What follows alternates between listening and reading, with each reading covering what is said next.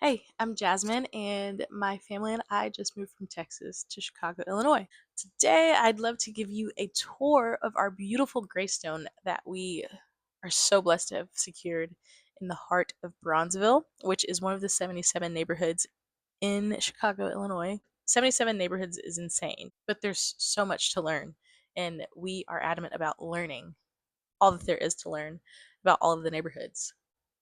Being a transplant, has its challenges, but honestly, my husband and I are coming with humility and just a willingness to learn and understand in what feels like an authentic and genuine way. I'm not going up to people and interviewing them and asking them what they love about their neighborhood, but I want to know like what makes people in Roseland love Roseland. I want to know what makes people in Lakeview love Lakeview. I want to know what makes people in Pilsen love Pilsen. We want to know like all of the things that each of these communities light up about and what makes that neighborhood. So we're slowly learning more and discovering more about the neighborhood of Bronzeville, but we feel extremely blessed to get to land in this particular neighborhood as we've learned more and as we've discovered just some of the history and the decades of history that have come before us as we've landed in this beautiful home. Bronzeville was actually known as the Black Metropolis. From what I have understood, it was around the 1900s. It was thriving, absolutely vibrant and filled with Black owned businesses, banks, newspapers, theaters, all of that. And um, it was thriving. It was, I think, culturally, from what I have been told, correct me if I'm wrong, but culturally compared to like Harlem and New York. Bronzeville also became the heart of Chicago during the Great Migration, with hundreds of thousands of African American people coming from the South due to Jim Crow, just searching for better opportunities. There's also tons of legends that ended up in Bronzeville. To name a few, Ida B. Wells, Louis Armstrong, as well as Bessie Coleman and Richard Wright. So yeah, when we moved from Texas to Chicago, I don't think that we anticipated getting to live in such a historically significant space.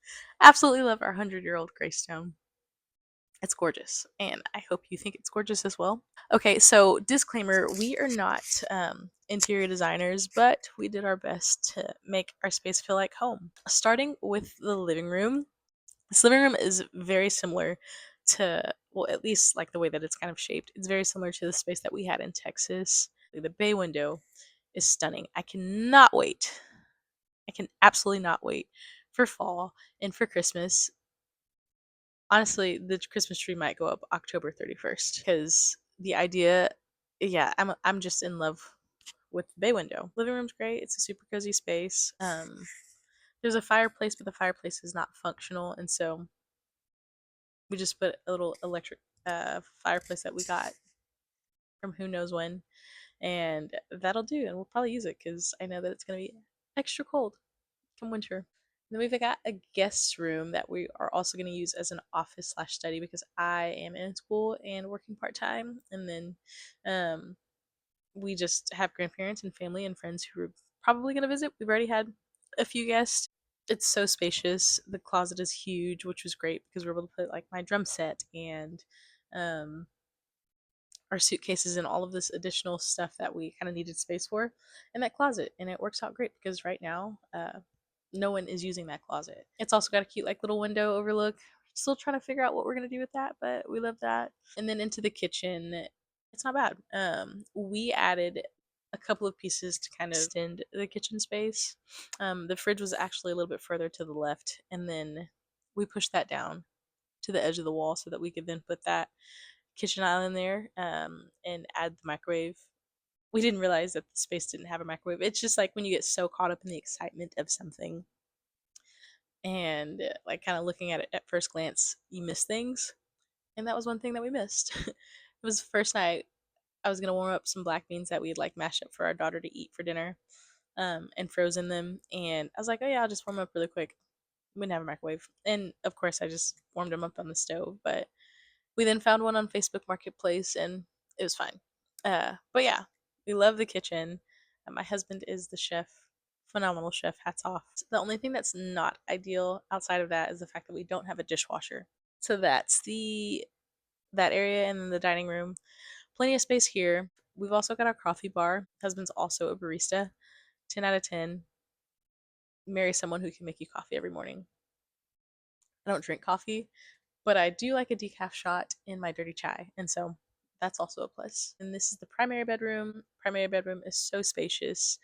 When we were looking at places at first, I remember one space in particular, the primary bedroom.